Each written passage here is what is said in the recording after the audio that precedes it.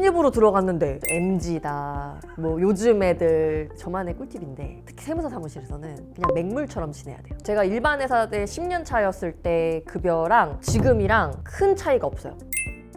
일반 회사 경력을 인정해주지 않아요. 세무사 사무실은 그냥 처음부터 다시 시작한다고 생각을 해야 됩니다. 처음에는 엄청 공포감이 컸어요. 제가 11월 달에 이직을 했는데 하도 야근 얘기를 많이 하니까 그냥 집 못 가겠다라는 각오로 입사를 했었거든요. 막상 또 1월 1일부터 야근을 하진 않더라고요. 제가 달력에 체크를 해봤었어요. 추상적으로 생각했을 때는 야근을 많이 한 것 같지만 이렇게 체크하면 또 이 정도는 뭐 할 수 있는 정도의 야근이었어요. 네, 그렇게 제가 걱정했던 수준의 야근은 아니었어요. 점점 더 환경이 좀 좋아지고 있다고 생각을 해요. 본인이 어느 정도 숙달이 되면은 야근도 충분히 안 할 수 있는 거고, 급여 부분에서도 물론 시작은 분명 최저시급이겠지만 이것도 본인이 연차가 계속 올라가면은 분명히 상승할 수 있는 부분이기 때문에 보통 뭐 세무사 사무실에 따라서 또 개인의 역량에 따라서 다르겠지만 저는 굳이 비교를 하자면 제가 일반 회사 때 10년 차였을 때 급여랑 지금이랑 큰 차이가 없어요.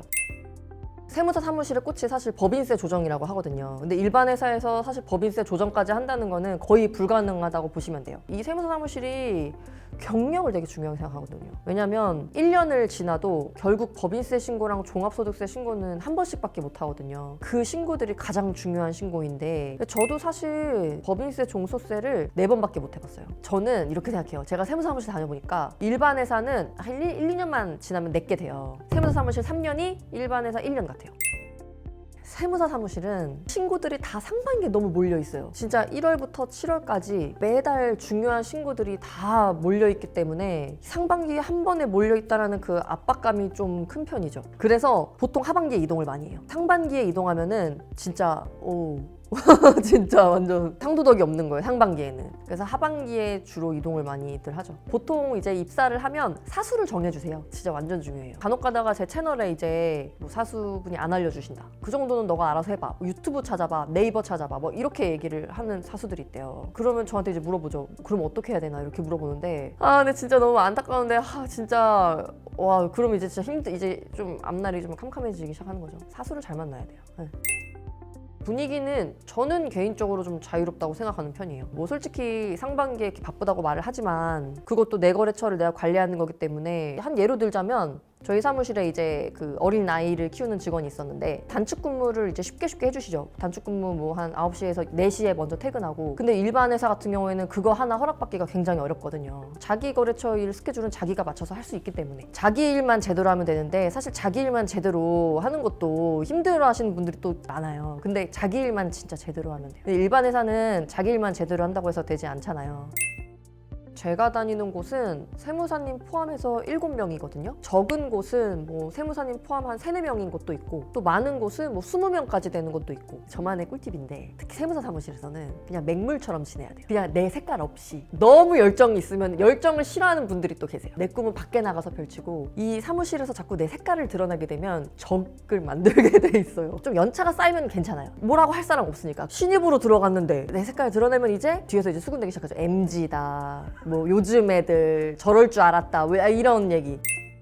저는 그래도 자격증 공부는 좀 하고 들어가야 된다고 생각해요. 처음에 신입으로 입사를 할 때 전산회계 2급, 1급, 그다음에 전산세무 2급, 1급 이렇게 있는데 최소한 전산회계 1급까지는 따놓고 들어가면 좀 도움이 되지 않을까. 전산세무 2급까지도 좋고, 지장은 없을 것 같긴 한데 그래도 시장은 다를 거라고 생각해요. 자격증이랑 실무랑은 완전히 다르진 않은데, 근데 이 자격증 공부를 하다 보면 실무를 접했을 때 생각이 나요. 그때 그게 내가 들어갈 그 세무사 사무실이 어떤 회계 프로그램을 쓰는지 알면 좋은데 사실 알 수가 없잖아요. 더 좋은 스마트에이나 더 좋은 위하고 아니면은 세무사랑 이렇게 크게는 3가지를 사용하시는 걸로 알고 있어요. 유튜브나 이런 걸로 그냥 프로그램을 다 미리 좀 눈에 익혀두는 게 좋죠. 이렇게 일반 전표는 어디 있고 그냥 그런 그림 정도 이해하고 가는 게 도움이 많이 될 것 같아요. 왜냐면 이게 손에 익숙해지는 게 중요해요. 지금 이 재직하고 계시는 분들도 어떤 한 가지 프로그램을 사용하다가 갑자기 다른 프로그램을 사용하라 그러면 엄청나게 스트레스를 받을 거예요. 어쨌든 한국 세무사에 막 이런 데 들어가 보면은 그런 데 동영상이나 이런 그 교재 자료 같은 게 있는데 그런 것도 이해가 안 될 거예요, 분명히. 근데 그냥 보는 게 좋아요. 그게 이해가 안 돼도 그걸 보면은 일하다가 그때 그 책에 어떤 게 생각이 나요. 최근에 엄청 오래 일하신 분, 연세가 70이 되신 분, 세무사무원 재택근무를 하신대요. 그런 분도 계시고, 저희 사무장님이 조금 있으면 한갑이세요. 평생 직장이죠. 왜냐면은 이 근데 뭐 50 중반만 돼도 뭐 명퇴한단 네, 말이야. 맞아요. 근데 우리는 그냥 경력이 그냥 깡패니까 그냥 경력 계속 쌓고 이러면 계속 일할 수 있죠. 정확한 수치로 나오는 일이 아니잖아요, 저희 일이. 거래처도 개수만으로 갖다 비교할 수 없는 거고. 근데 이게 되게 애매한 부분이기 때문에 그래서 그냥 옛날부터 그냥 세무사 사무실의 첫 번째 기준은 경력이다. 약간 이걸 기준으로 지금까지 흘러온 것 같아요. 세무사 사무실 오기 전에 뭔가 세무사 사무실 직원들은 다 어두워 보이고 각박해 보이고 뭔가 그런 게 있었거든요. 근데 지금 좀 이해가 돼요. 예민해지는 부분도 있고 집중을 해서 이렇게 하다 보니까 시야가 좁아져요. 소통할 것도 사실 없잖아요. 뭐 이렇게 맘만 먹으면 하루 종일 내 자리에 앉아서 아무랑도 말하지 않고 그냥 일할 수 있거든요. 그게 좀 저는 좀 단점인 것 같아요. 이 너무 우물한 개구리가 되어가는 것만 같은 느낌? 그 다음에 또 성격이 좀 약간 예민해지게 변하는 것 같아요. 왜냐면 어쨌든 세금의 문제이기 때문에 납세자분들을 누가 세금 내고 싶은 사람이 있겠어요. 이거 어떻게 푸냐면은 그냥 따지죠. 왜 이렇게 나왔는데요? 뭐 제대로 보신 거 맞아요? 어디면 그렇다던데 여기는 왜 이런 거죠? 그거 넣어주신 거 맞아요? 이렇게 톡톡 쏠 때면은 이 사람이 이게 예민해지거든요. 이게 우리 말을 안 들으려고 그러시니까. 기술직이기도 하면서 우리는 완전 서비스직이에요. 전화를 먼저 하면은 일단 딱 긴장하세요. 왜 전화했지? 약간 이렇게 또 낼 거 있나? 뭐 낼 거 있나? 뭐 무슨 문제 있나? 이러고 딱 일단 경계를 좀 하시는 편이죠. 제가 지금 이제 5년 차로 다니고 있는데 저는 계속 다닐 생각이에요. 결혼을 해가지고 출산과 육아 이런 게 있는데 오히려 세무사 사무실이 출산과 육아를 하기 좋은 환경이라고 생각하거든요. 근데 이것도 세무사 사무실 다니는 분들이 보시면은 세무사 사무실이 출산과 육아를 하기 좋다고? 분명히 이렇게 말씀하시는데 진짜 일반 회사를 안 가봐서 왜냐면은 코로나 때 이후로 재택근무를 하는 세무사 사무실도 좀 많아졌어요. 연차가 쌓이고 난 다음의 일이겠지만 어쨌든 재택근무가 가능한 일이기도 하고 근데 일반 회사는 절대 이제 재택근무 불가능하고 그런 부분이 있기 때문에 저는 어쨌든 현재 굉장히 만족하고 있습니다.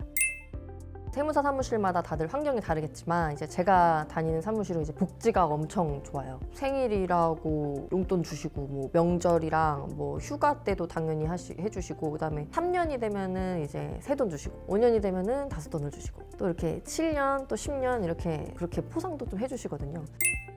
홈택스 들어가서 종합소득세 신고할 때 되게 어려워하시는 분들도 많아요. 그런 게 전 기술이라고 생각해요. 어쨌든 남들이 네이버를 보고 유튜브를 보도 쉽게 할 수 없는 것들을 우리는 남들보다는 좀 더 쉽게 할 수 있으니까. 일단 세무사 사무실의 가장 큰 장점은 이런 기술을 배울 수 있다는 거.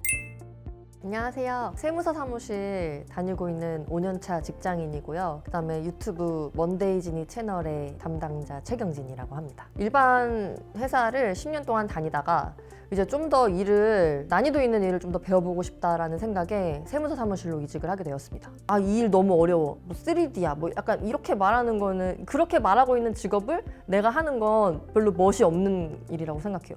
그렇게 재미없고 힘든 일을 왜 해? 약간 이런 생각이 들거든요. 그거는 뭔가 내가 인생을 컨트롤하지 못한 느낌이 든달까? 재미있으려고 해서 재밌는 건지 모르겠는데 뭐 사장님들도 되게 많고 상황도 다 다르고 이렇게 사장님들이랑 이렇게 얘기하다 보면 재밌는 일도 또 많아요. 그리고 또 신고 끝날 때면은 또 뭔가 이렇게 와 끝났다 뭔가 이런 희열을 느낄 때도 있고 그래서 저는 이 일이 개인적으로 좀 재밌고 만족도도 꽤 높은 편입니다.